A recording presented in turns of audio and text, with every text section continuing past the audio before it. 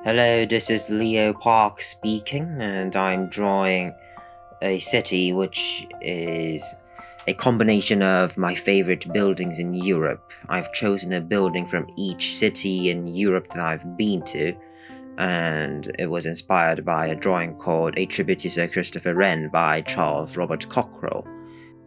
I'm starting with the Brandenburg Gate in Berlin, and the Brandenburg Gate is obviously a very famous landmark in Berlin, but I personally prefer the Reichstag, which is right next to the Brandenburg Gate. But I thought that the Brandenburg Gate would suit this drawing better. I mean, if the Reichstag was right there, it would cover up much more space, and it would be difficult to squeeze in the other buildings behind it. Now, I've decided to draw the streets using traditional European cobblestones instead of a modern kind of street. And I'm now moving on to the next building, the Pantheon in Rome, which is, in my opinion, one of the greatest buildings from the ancient times to exist to our period. And the Pantheon is in the dead center of the city of Rome, of course. And I think the Pantheon is actually one of the best buildings in Rome. It's my favorite building in Rome after St. Peter's Basilica. I used to stay right next to the Pantheon when I stayed in Rome in the winter, and I used to pass by the Pantheon a lot, and I loved passing by the facade of the Pantheon, especially the portico. But I think the interior of the Pantheon is much better, even though the exterior is also very impressive. The interior is a magnificently balanced dome, in my opinion. And that's the next building I'm doing, the Musée du Louvre in Paris. Now, the Louvre is also one of my favorite buildings. The Louvre is one of my 3 favorite buildings in Paris: the Opéra Garnier, the Musée du Louvre, and the Les Invalides. The Musée du Louvre was actually, the name of the Louvre was changed to the Napoleon Museum when Napoleon Bonaparte was in power, and Napoleon actually removed the Mona Lisa to hang in his bedroom, which is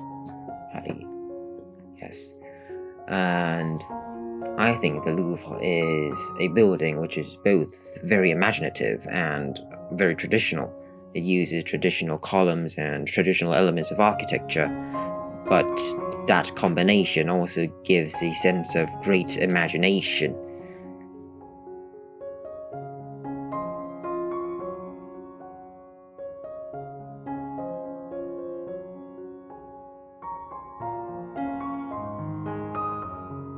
Now I'm moving on to the next building, which is my favorite building in the entire world, St. Paul's Cathedral in London.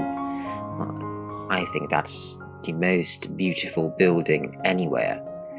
The perfectly proportioned dome. It's an enormous dome, but it's not over. It doesn't feel like it's oversized.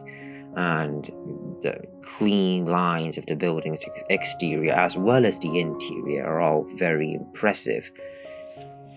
The overall sense of order in the building is what I like best, because some buildings are too orderly, but they lack beauty, while others, though they have beauty, lack order. But in St. Paul's Cathedral, the beauty is ordered into a form which is very pleasing to the eye. Now, St. Paul's Cathedral's architect was Sir Christopher Wren. The inspiration for this drawing was, I don't know if you remember, a drawing called A Tribute to Sir Christopher Wren by Charles Robert Cockerell, and that drawing was a view of all the buildings attributed to Sir Christopher Wren, with St. Paul's Cathedral in the centre. And I also wanted to give a prominent place to St. Paul's Cathedral in this drawing. And the building I'm drawing now is the Duomo in Milan. And I visited the Duomo in Milan when I was 7 or 8, I can't remember. But what I do remember is the feeling I got when I visited the Duomo. From the outside, from the pavement, I found it highly impressive, but also from the rooftop of the Duomo, I remember the rooftop better than the pavement. I loved the view from the rooftop. And now I'm drawing the Radcliffe camera in Oxford. Like St. Paul's Cathedral, I think it's very well proportioned and very elegant and beautiful. It's a graceful building, that one.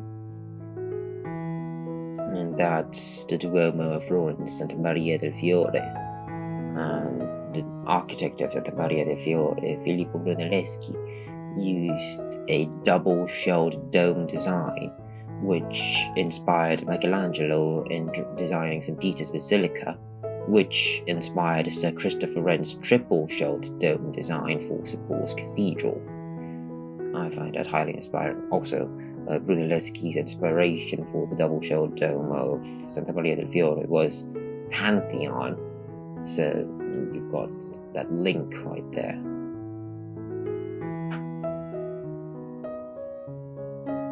That's Cologne Cathedral in Cologne, Germany.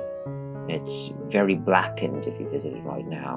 And usually I much prefer buildings clean without any soot on them, but for Cologne Cathedral, I think the blackened effect gives a kind of drama to the place. It's like its own characteristic. Not all buildings are blackened nowadays. Most buildings are clean. They've all been cleaned after the Second World War.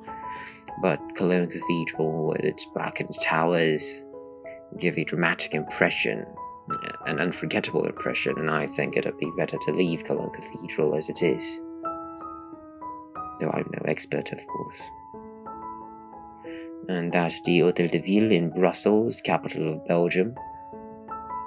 And now the last building, the Sagrada Familia, which is the tallest building in this drawing. The Sagrada Familia's architect, Anthony Gaudí, is, in my opinion, a genius architect, on the same level with Sir Christopher Wren or Brunelleschi or Sir Norman Foster. Lord Norman Foster. And when it's complete, it'll be 186.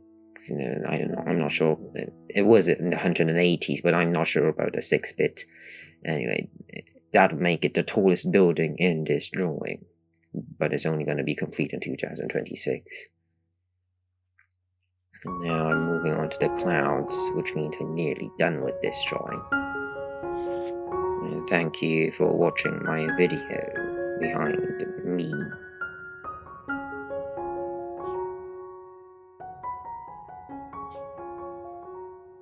Yay.